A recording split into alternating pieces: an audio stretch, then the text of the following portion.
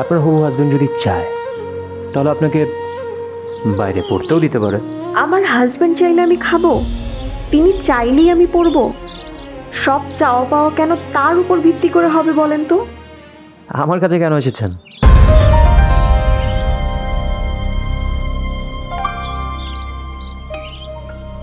আসলে আমি যে পাকনামি করে আমার বিয়ে ভাঙতে আপনার কাছে এসেছিলাম, এটা না বাবা জানার পর আমাকে বাড়ি থেকে বের করে দিয়েছে।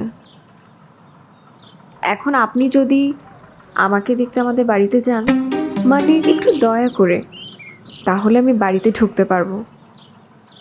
বাবা শর্ত দিয়েছে, মানে?